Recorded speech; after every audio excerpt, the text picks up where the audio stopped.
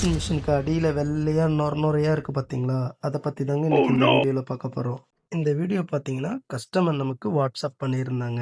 கஸ்டமரோட complaint spin ஆகும்போது liquid ஊற்றுறோம் இல்லைங்களா, அது வழியாகவே நமக்கு நொறையா வருது அப்படின்னு சொல்லிட்டு தான் கஸ்டமரோட கம்ப்ளைண்ட்டு. இந்த மாதிரி கம்ப்ளைண்ட்டுக்கு என்ன பண்ணலான்னு சொல்லிட்டு இதுக்கு முன்னாடியே நம்ம ஒரு வீடியோ போட்டிருந்தோம்.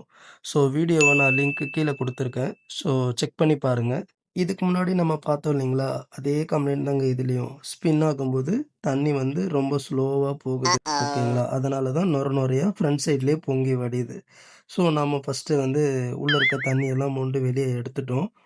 கம்ப்ளீட்டா எடுத்துட்டு, இன்லெட் ஓஸ கழட்டலான்னு சொல்லிட்டு இன்லெட் ஓஸ கழட்டிட்டு பார்க்குறோம். உள்ள ஃபுல்லா கருப்பா இருக்கு கைஸ்.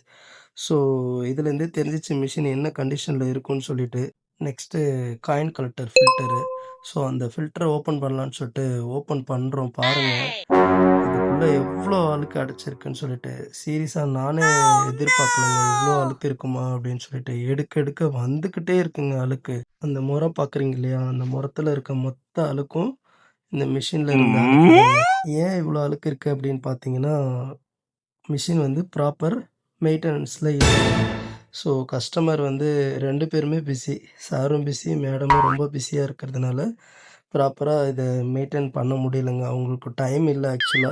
ஸோ அதனால இத அவங்க மெயின்டெயின் பண்ணவும் முடியல. மிஷின் வாங்கி ஒரு 5 இயர்ஸ் தான் இருக்கும். கஸ்டமர் வந்து புது மிஷின் எடுக்கிற ஐடியால இருக்காங்க. ஸோ நம்மளால எந்த அளவுக்கு இந்த மிஷினுக்குள்ளார இருக்க அழுக்க மேனுவலா எடுக்க முடியுமோ, நம்மளால முடிஞ்ச அளவுக்கு கிளீன் பண்ணிட்டோங்க.